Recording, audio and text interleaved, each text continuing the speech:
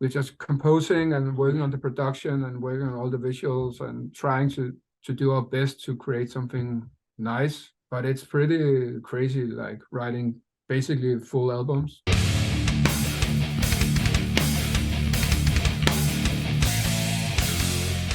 What's up, everybody? It's Keefy here at ghostcultmag.com, and I am joined by Rasmus and Ketil, a.k.a. John Connor. How are you guys doing? Very good, fine. Yeah, very good. It's late over here in Denmark right now, so we've been working the whole day, so we are a bit tired. Thank you so much for taking the time out to chat with us. I'm in California. Ghost Cult is worldwide, but I do a lot of these interviews here from my home base in San Francisco. So I really appreciate you taking the time out of your very busy start to the week. Obviously, we are here to talk about Roadburn 2023. You are one of the commissioned artists. And, you know, folks who follow Ghost Cult Mag know that we cover Roadburn every year in our existence. We were basically created to cover Roadburn.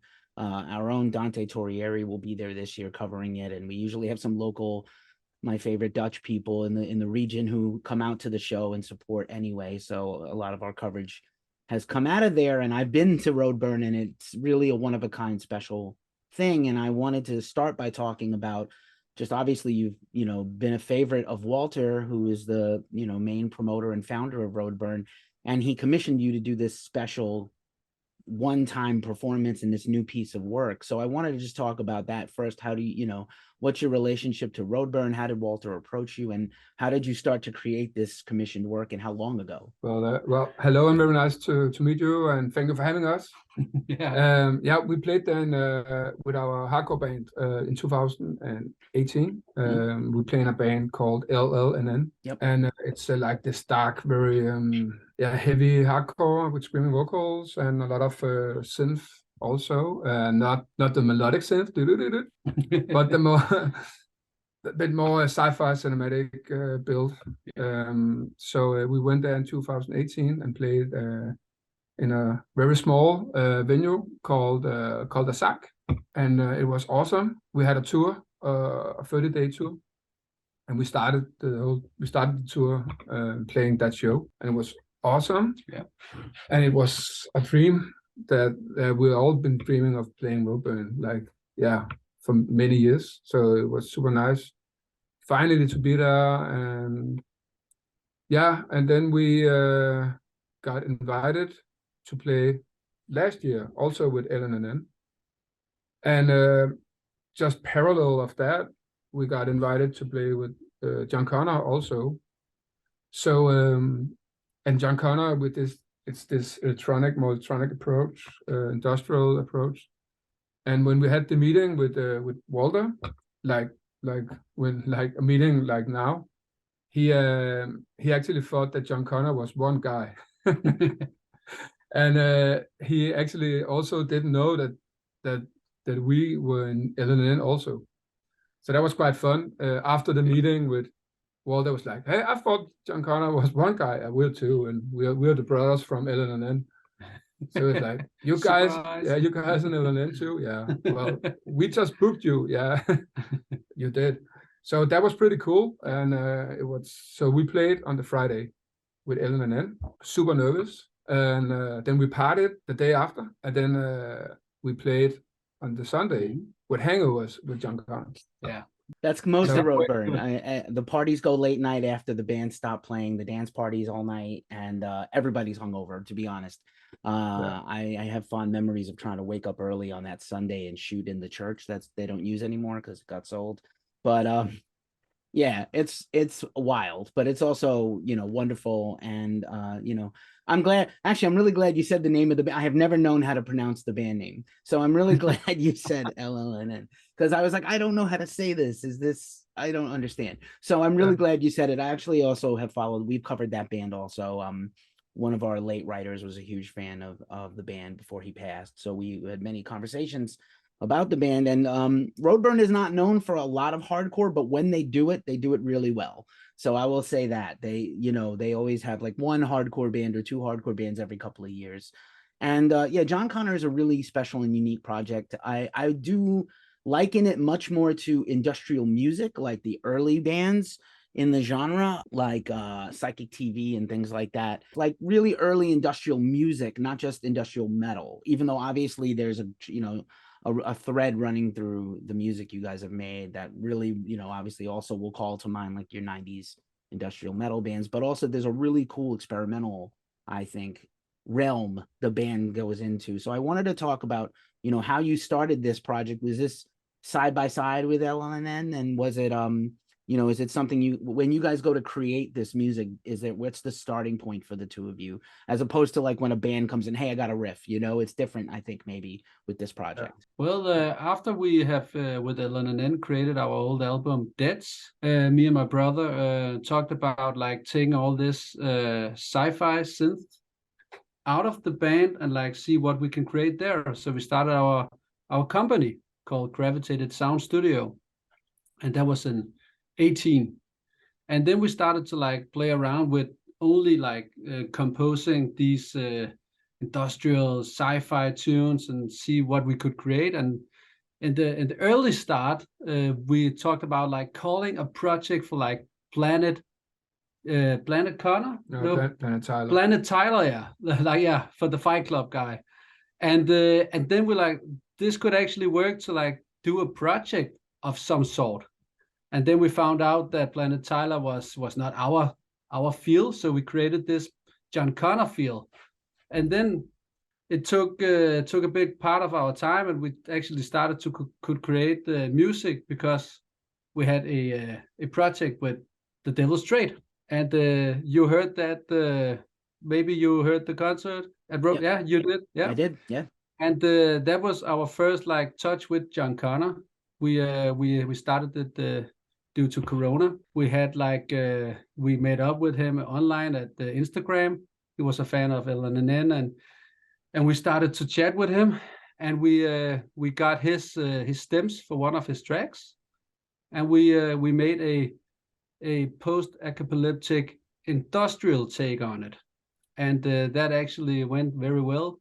We got our single out at Season of Mist, and everything just took a very huge turn right there, actually. So now we're here. Nice. Devil's Trade is great. And I do want to say it's kind of funny. I think, we're in a generation now where it's a lot easier to collaborate and share with other bands and artists. Like the fact that somebody would send you their stems is very trusting and open and welcoming, as opposed to the way things used to be like maybe 20, 25 years ago with lawyers. And if you were on a different record label, you could not show up on someone else's song, even their song, let alone on their record. It was always a brouhaha and a problem. So it's really cool to see. I feel like Roadburn has always fostered these collaborations. One of my favorites was from last year, which was Vile Creature and Bismuth, if you like the sludgy doom and this disgusting, horrible riffs and great music. Roadburn fosters this kind of thing. And again, I think this all comes from Walter, has just a very unique and special taste in music. And I'm looking forward to interviewing him about the festival this year soon. And, I think it says a lot that he picked you, because again, there's only a handful every year that get commissioned. So I think it really says a lot about the two of you. Thank you. Thank you very much. Yeah, he was, when we had the first meeting with him last year, he actually booked us just for one single. So it's like, fuck, now we have to write a whole set. Thanks. And yeah, that was really okay. So we but the good thing is that it made us think, and it also made the whole John Connor project grow. To begin, to start with, it was most like this platform to just create electronic music, actually, with screaming vocals.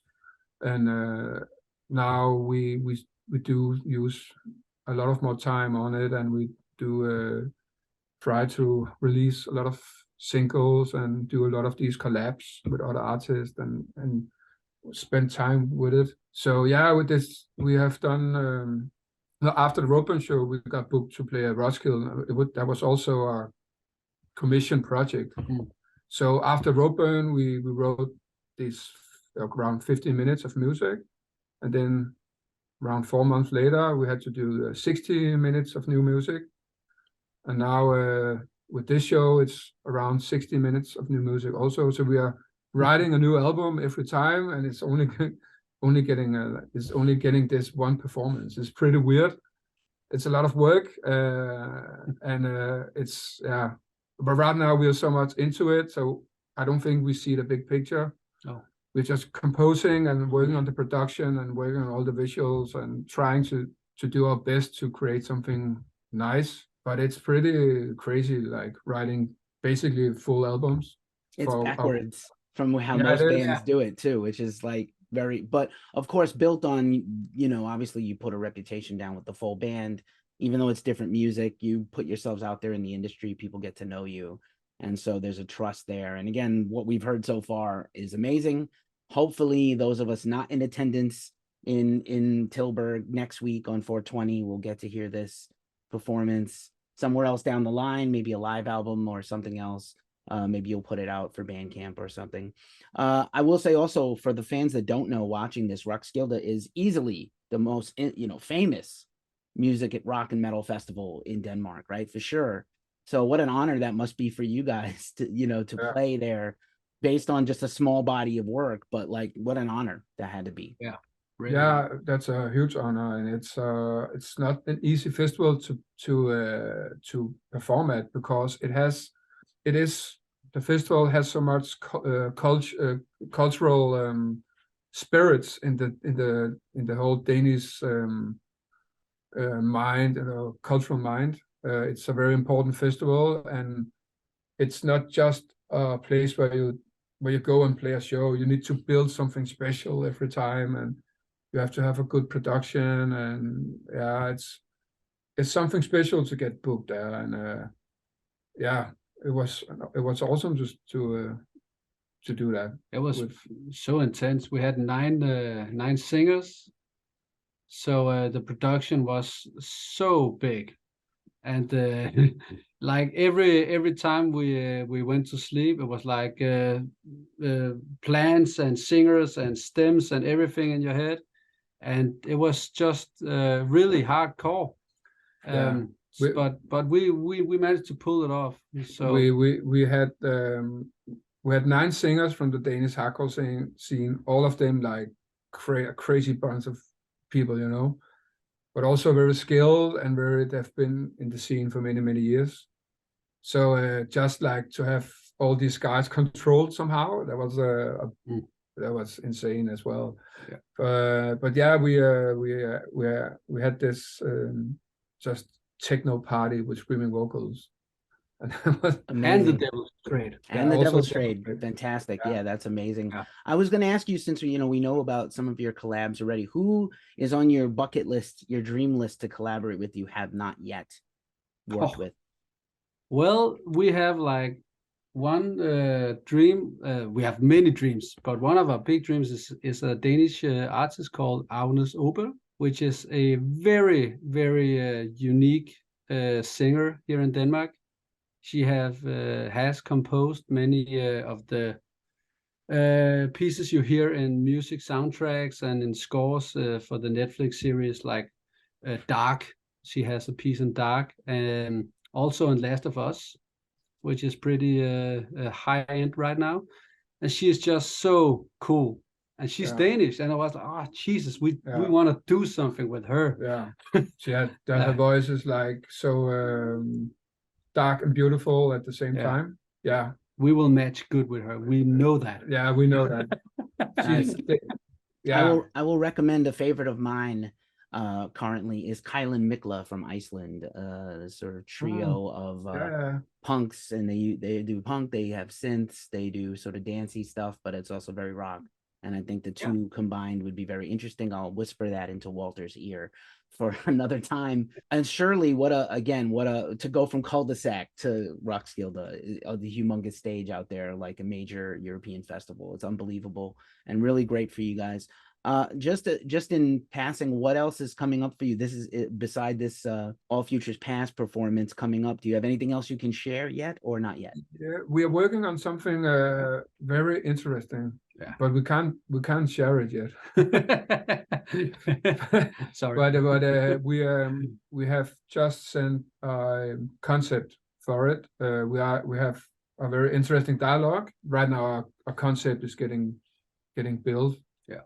So yeah, let's see. Nice. But we have more plans. We're also gonna announce our first festival show in not too long, together with LLNN. Actually, LLNN is gonna play the Friday, and Giancarlo will play the Saturday. And it's perfect because, well, if you book LLNN, then you can also book Giancarlo. Right. Everybody Because should we- know. All the promoters. Because we bring the same gear with us, you know. So you're gonna have the heavy hardcore, and the day after you're gonna have the heavy electro. Yeah. So, Nice. but it's gonna be pretty cool. It's a very nice festival, and it's gonna be crazy to play there with Giancarlo also. So. Yeah. And it's not our first festivals because we only play festivals right now. Right? Yeah. When the tour finally comes, I think we're gonna be, you know, I would love to have you guys come over here. We get all kinds of, you know, Ghost Cult, we don't just cover rock and metal, we cover all kinds of music, including electronic music. So it'd be great to get over here, or we will send out somebody, one of our people in Europe, to cover you beside Roadburn, which of course we will be at again. You know, just for a final question, because I have to throw a wild card question out there at the end of every interview. If you had to choose between Terminator, the original, and Terminator 2, which one would you pick? It's so tough. I would say Terminator 2. I'll agree. That's because I'll tell you why. When I was in first grade, very young, around maybe 7 or 6, I went to my friend's birthday party. My friend's called Martin Klug, awesome guy. And we were at his birthday party, and his parents, they had this bunch of children running around. So they just said, we're gonna put on a movie. And they had this tape, you know, old school video tape, where they had Terminator 2 recorded from the cinema. So some guy back in 91 or 92 recorded the movie on like this camcorder. And the parents didn't know what kind of movie it was. So they showed it to all of us. And I remember that 30 seconds into the movie, like from the future and the skulls crashing and the robots, I was shitting my pants. But I was shitting my pants in a good way. I was like, this is fucking awesome. It was so terrifying. Watch this movie. So yeah, that's why I say Terminator 2 for me. Nice. That is a great opening. And yeah, I think I have also a very strong connection to 2 myself. Might be the soundtrack beside the movie itself. Great stuff, guys. Really wonderful to meet you. Good luck at the performance. Best of luck with the tours. We're going to continue to follow you guys. We'll promote and share everything. If you guys want to send a link about your studio to the PR, I'll make sure to include that as well in case anybody can use your services. Rasmus and Kit, thank you so much, and best of luck. Thanks for having me. Thank you. Yeah, take care. Take care. See ya.